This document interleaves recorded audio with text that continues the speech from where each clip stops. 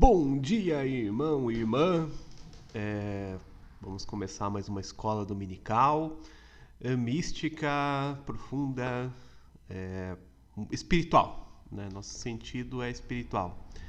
Hoje vamos tratar de Mateus 5, é o Sermão da Montanha, né? Sermão da Montanha varia em algumas traduções, né? Mas a mais usual é de 5:3, né? Mateus 5:3.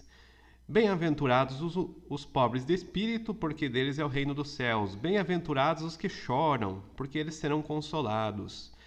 Bem-aventurados os mansos, porque eles herdarão a terra. Bem-aventurados os que têm fome e sede de justiça, porque eles serão fartos. Bem-aventurados os misericordiosos, porque eles alcançarão a misericórdia.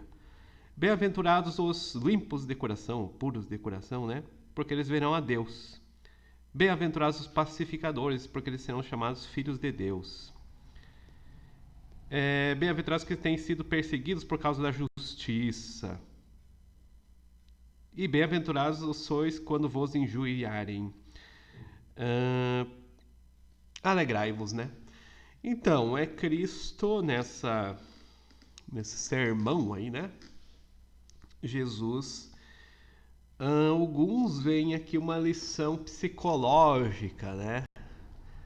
Outros veem uma lição moral. Eu acho que também tem, mas o que parece que aqui era passado era uma lição espiritual, né?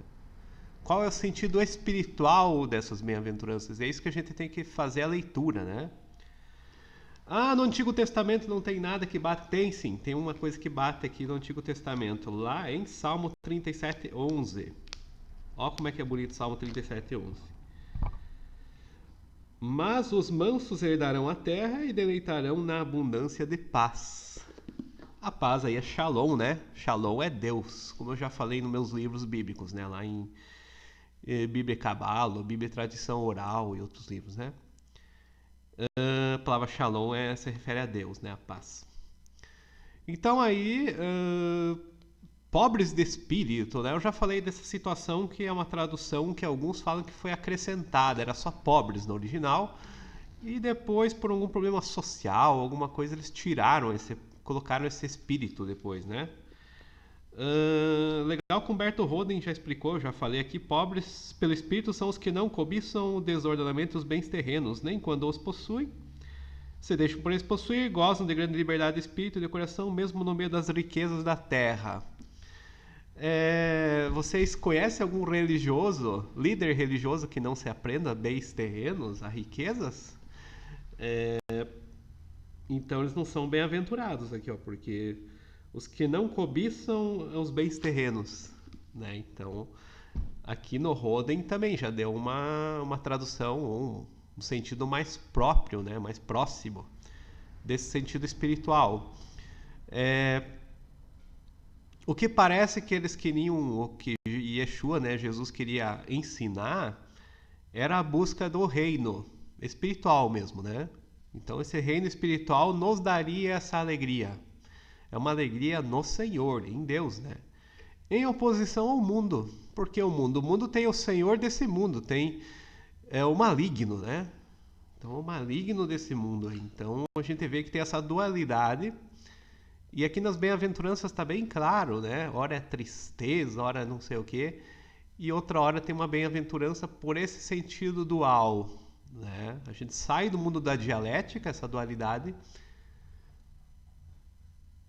para entrar no mundo da perfeição, né? O bem-aventuranças é um mundo de perfeição, é um mundo de eternidade. Então é isso que a gente encontra em Deus. Essa justiça que fala que é a justiça dos homens? Não, é a justiça de Deus. É uma justiça que aqui até o Roden fala que é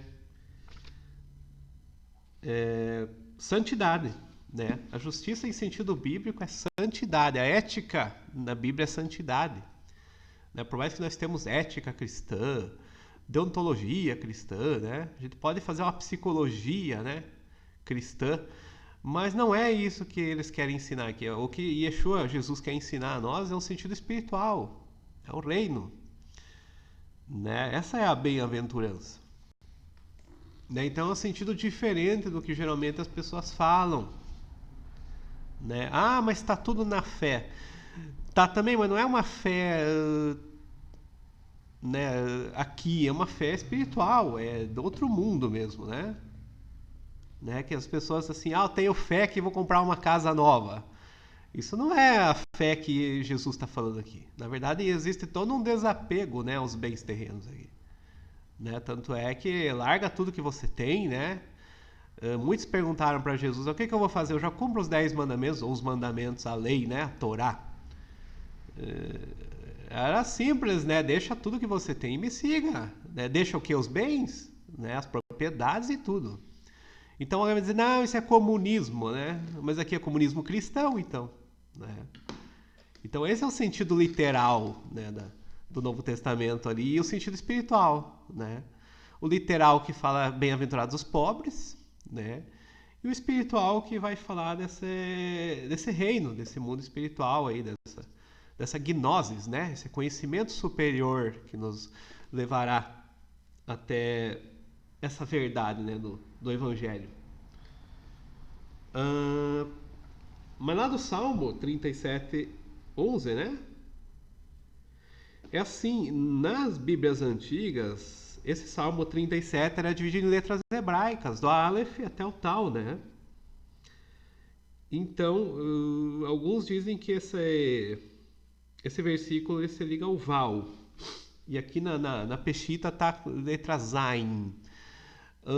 Do Val, eu vi num texto aqui que se refere à força, essa força da virtude mesmo, né?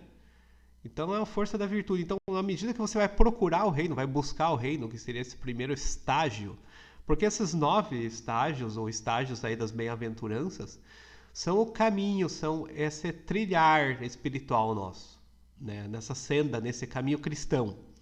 Então nós temos esse caminho espiritual, né? Esses níveis. Né? Começa pelo nível de humildade, dessa pobreza de espírito, né? Nessa humildade, que parece uma loucura para o mundo. Então, pobreza do espírito também pode ser interpretado como loucura, aí, né? O cristão ele é visto como louco, né, para o mundo.